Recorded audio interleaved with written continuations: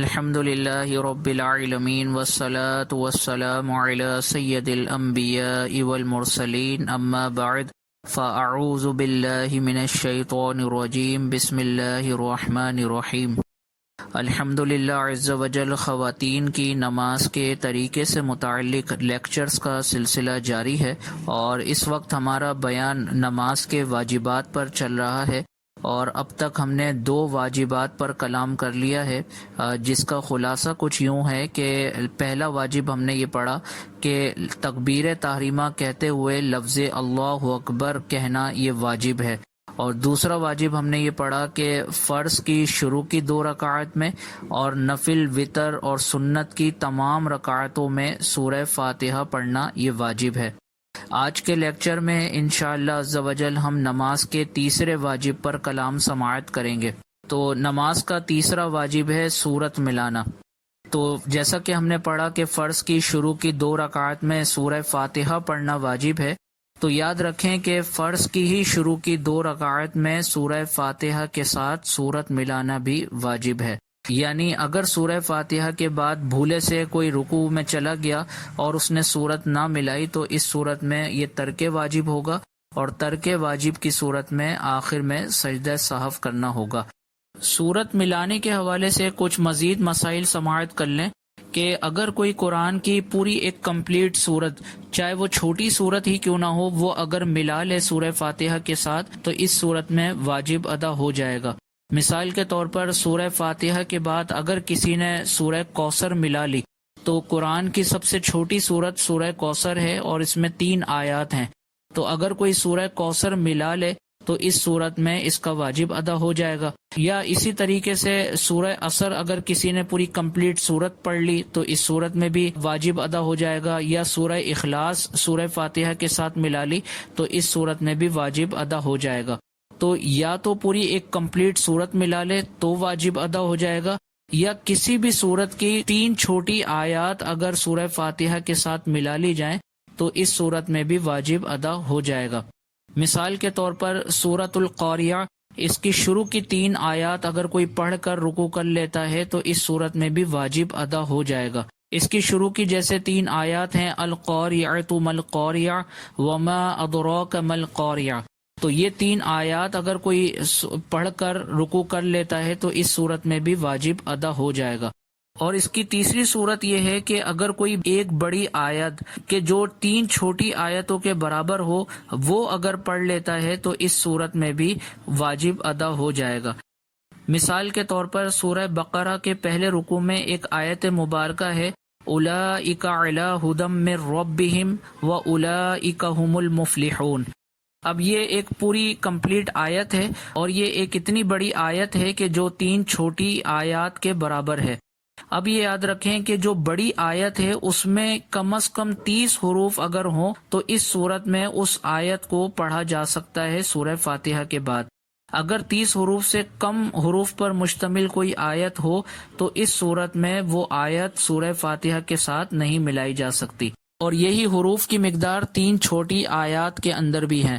مثال کے طور پر اگر آپ سورۃ القاریہ کو دیکھیں تو شروع کی 3 آیات کے حروف کو اگر آپ کاؤنٹ کریں تو اس کے حروف کم از کم 30 بن جاتے ہیں۔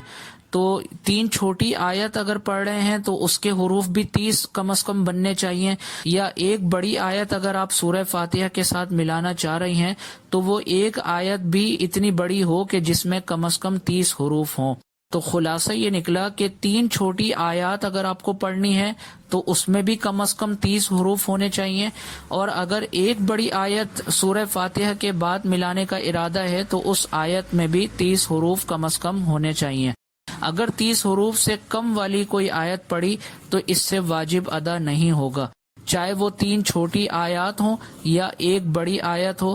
اگر 30 حروف سے کم پر مشتمل ہے تو اس کو سورہ فاتحہ کے بعد نہیں ملایا جا سکتا، اور اگر 30 حروف یا 30 حروف سے زیادہ حروف پر مشتمل آیت ہے تو اس کو سورہ فاتحہ کے بعد ملایا جا سکتا ہے۔ تو سورہ فاتحہ کے بعد سورت ملانے کے حوالے سے یہ خلاصہ نکلا کہ سورت ملانا یہ نماز میں واجب ہے، تو 3 چھوٹی آیات اگر کسی نے ملا لی تو بھی واجب ادا ہو جائے گا، یا ایک بڑی آیت جو 3 چھوٹی آیات کے برابر ہو تو اس آیت کو بھی اگر کوئی سورہ فاتحہ کے بعد پڑھ لے تو اس سے بھی واجب ادا ہو جائے گا۔ اور اس حوالے سے ہم نے مسئلہ یہ بھی سماعت کیا کہ چاہے 3 چھوٹی آیات ہوں یا ایک بڑی آیت ہو، ان کا کم از کم 30 حروف پر مشتمل ہونا ضروری ہے۔ اگر 30 حروف سے کم پر مشتمل یہ 3 چھوٹی آیات ہوں یا ایک بڑی آیت ہو اور 30 حروف سے کم پر مشتمل ہے تو اس کو سورہ فاتحہ کے بعد نہیں ملایا جا سکتا، یا ملایا تو اس صورت میں واجب ادا نہیں ہوگا اور آخر میں سجدہ سہو کرنا پڑے گا۔ آخر میں ضمناً آیات کے حروف کو گننے کا طریقہ عرض کر دیتا ہوں کہ 30 حروف کو ہم کیسے گنیں گے۔ تو 30 حروف کو گننے کا طریقہ یہ ہے کہ مثال کے طور پر سورۃ القاریہ کی شروع کی 3 آیات کو لے لیں، القاریۃ ما القاریہ وما ادراک ما القاریہ۔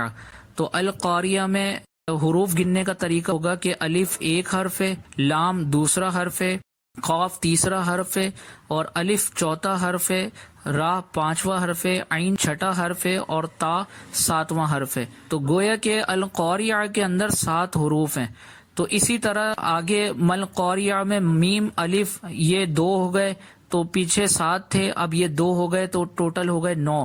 اسی طرح القاریہ دوبارہ آ رہا ہے تو 9 میں مزید 7 کو ایڈ کر دیں تو یہ ہو جائیں گے 16۔ اور اسی طرح وما ادراک ما القاریہ کے حروف گن لیں تو اس کی تعداد کم از کم 30 تک پہنچ جائے گی۔ تو 30 حروف پر مشتمل اگر 3 چھوٹی آیات ہیں یا اسی طرح ایک بڑی آیت ہے کہ جن میں 30 حروف کم از کم پائے جا رہے ہیں تو اس آیت کو سورہ فاتحہ کے بعد ملایا جا سکتا ہے۔ تو امید ہے کہ سورت ملانے کے حوالے سے ضروری مسائل آپ تمام بہنوں کو سمجھ میں آ گئے ہوں گے۔ اللہ عز و جل کی بارگاہ میں دعا ہے کہ اللہ عز و جل آج کے سکھائے جانے والے مسائل کو اچھے طریقے سے سیکھنے، سمجھنے اور ان مسائل کو آگے بہنوں تک پہنچانے کی توفیق عطا فرمائے۔